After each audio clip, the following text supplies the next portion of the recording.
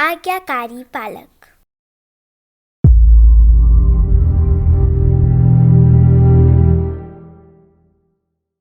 शीला नाम की एक बकरी थी।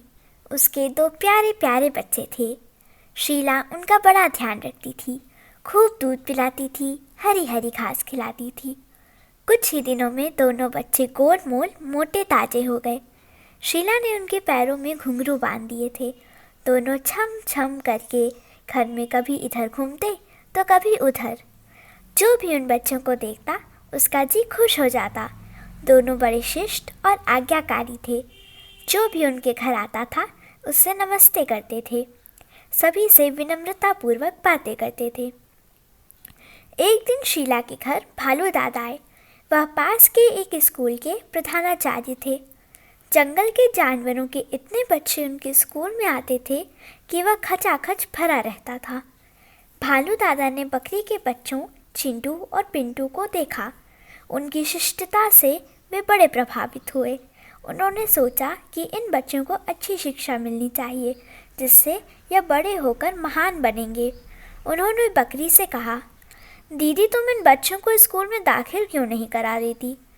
तुम तो जानते ही हो भैया, इनके पिता तो हैं नहीं। खाने पीने का इंतज़ाम भी मुझे ही करना पड़ता है।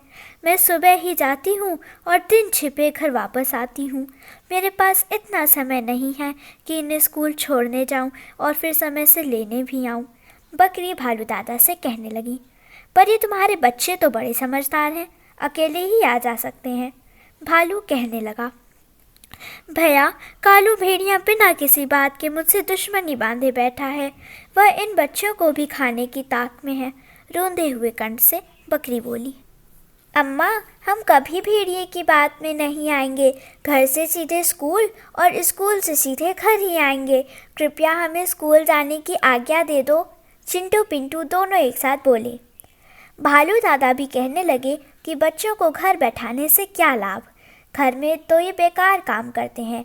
स्कूल जाकर पढ़ेंगे तो नई चीज़ें सीखेंगे, समय का सदुपयोग होगा, ये बहुत अच्छे बनेंगे। भालू दादा ने यह भी कहा कि स्कूल की माई लोमड़ी बच्चों को ले जाया करेगी और छोड़ जाया करेगी। इस बात पर शीला बच्चों को पढ़ाने के लिए तैयार हो गई। दूसरे दिन वह उन्हें स्कूल में दाखिल करा आई। शीला ने बच्चों को अच्छी तरह समझा दिया कि वे स्कूल से सीधे घर आएं, इसी प्रकार घर से सीधे स्कूल ही जाएं, इधर उधर कहीं ना जाएं। रास्ते में कोई कुछ चीज़ दे तो कभी ना लें, कोई कहीं चलने को कहे तो मना कर दें। उसने बच्चों को बताया कि कालू भेड़िया आदि बच्चों को मिठाई आदि देकर बहकाते हैं, फिर बहकाकर अपने घर ले जाते हैं। वहाँ वे उन्हें मार कर खा जाते हैं। चिंटू पिंटू दोनों ने माँ को विश्वास दिलाया कि वे कभी किसी की बात में नहीं आएंगे।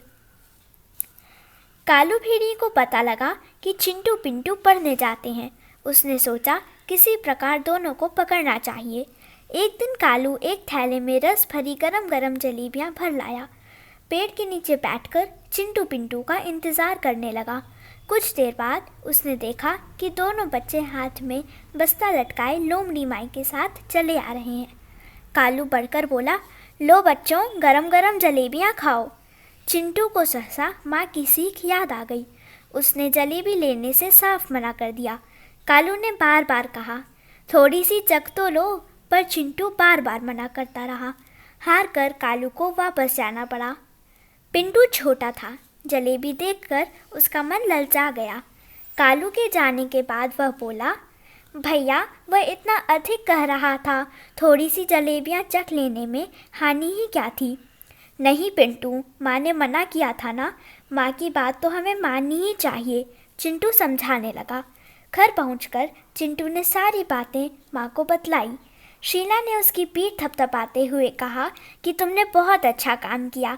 बच्चों को पकड़ने वाले खाने पीने की चीज़ों में बेहोशी की दवा मिला देते हैं, फिर बच्चों की गठरी बांधकर उन्हें ले जाते हैं। कुछ दिनों बाद की बात है, चिंटू पिंटू चले जा रहे थे। एकाएक कालू भेड़िया उनके रास्ते में आया।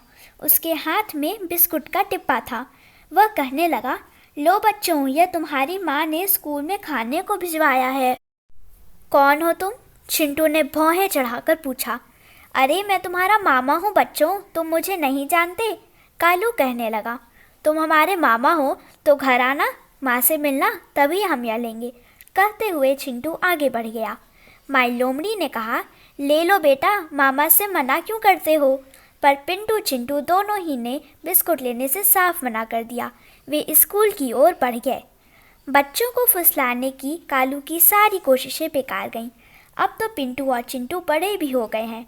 कालू भेड़िया जब भी उन्हें देखता है तो लाचार होकर अपने होठों पर जीभ फिराकर ही रह जाता है। माँ की आज्ञा पालन करने से पिंटू चिंटू दोनों ही भेड़िए का शिकार नहीं बने। अब भी वे अपनी माँ की हर बात को मानते हैं। यही कारण है कि वे बड़े गुणवान बन गए हैं। सभी उनकी बहुत प्रशंसा करते हैं। अगर आपको हमारी यह वीडियो पसंद आई हो तो इसे लाइक करें, कमेंट और शेयर ज़रूर करें और हमारे YouTube चैनल ऋषि चिंतन को सब्सक्राइब भी कर लें। साथ ही बेल आइकन को भी दबाएं ताकि आपको आने वाली वीडियोस की नोटिफिकेशंस मिलती रहें। धन्यवाद।